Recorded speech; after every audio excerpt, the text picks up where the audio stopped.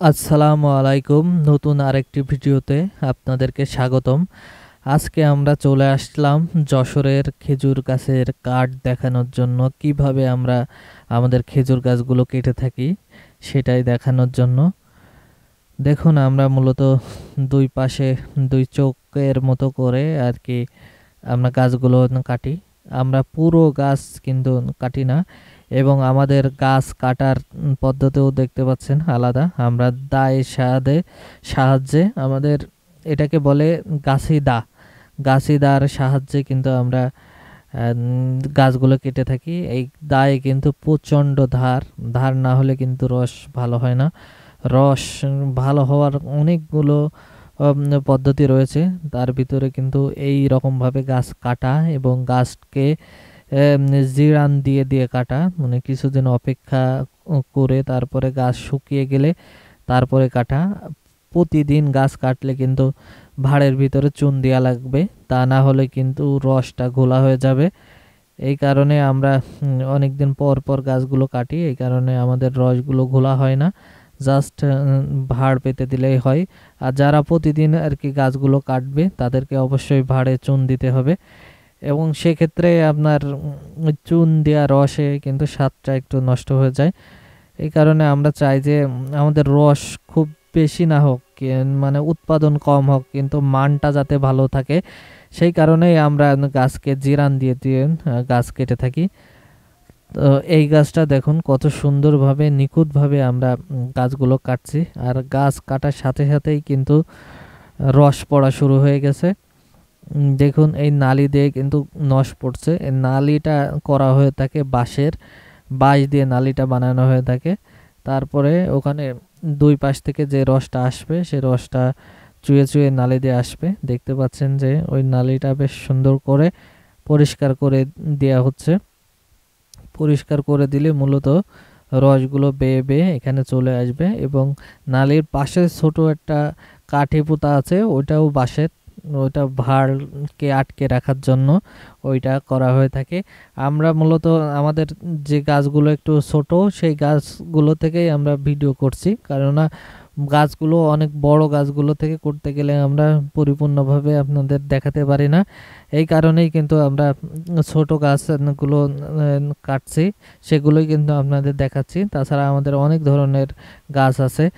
তো দেখতে পাচ্ছেন সামনে একটা আখ ক্ষেত। এই আখ কিন্তু আমরা বিক্রি করে থাকি। এই যে দেখতে পাচ্ছেন আরেকটা গাছি ভাই, কিন্তু এখানে অনেক গাছের অভাব নেই। বিকাল হলেই কিন্তু গাছ গাছেরা চলে আসে, ওই সব কিছু কাঁধে নিয়ে গাছ কাটা শুরু করে। মানে এখানে শত শত গাছ, হাজার হাজার গাছ, তো সবাই তো আর একার পক্ষে সম্ভব হয় না। একজন সর্বোচ্চ এক সিজনে 100-120টা গাছ কাটতে পারে, এর বেশি কিন্তু গাছ কাটতে পারে না। কিন্তু গাছ কাটলেও কিন্তু পালা করে কাটে, মানে একদিনে কাটে না, একদিনে 20-25 সর্বোচ্চ 30 একজন কাটতে পারে।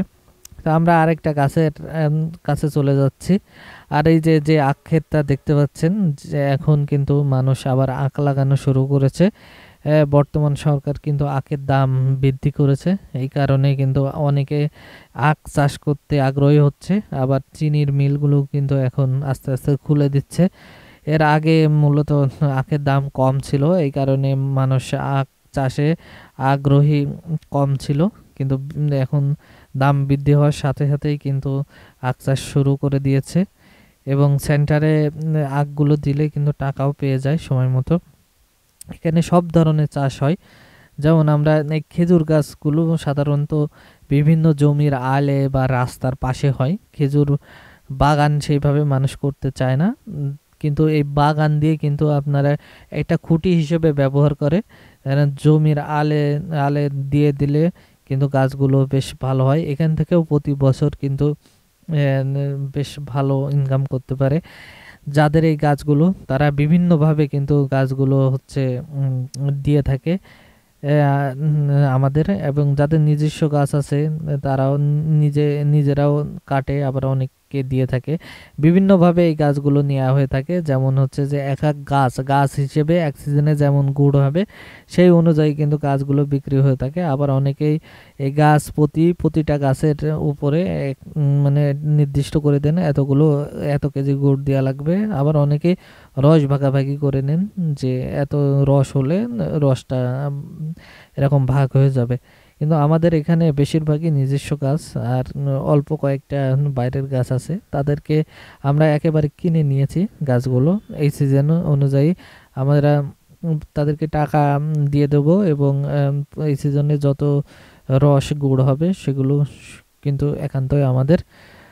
তো দেখতে পাচ্ছেন যে এখানে আর একটু চারা গাছ হচ্ছে এরকম, কিন্তু সারি সারি অনেক গাছ আছে, অনেক গাছ, সবগুলোই কিন্তু রাস্তার পাশে, গ্রামের মেঠো পথের পাশে, আবার বিভিন্ন ক্ষেত জমির পাশে কিন্তু গাছগুলো হয়ে থাকে। তো দেখতে পাচ্ছেন আমরা এই যে একদম পরিষ্কার, একদম পুড়ি আগুন দিয়ে সেকে নিয়ে আসা পাহাড়গুলো আপনাদের সামনে দেখাচ্ছি, যে এইভাবে লাগিয়ে দিলাম।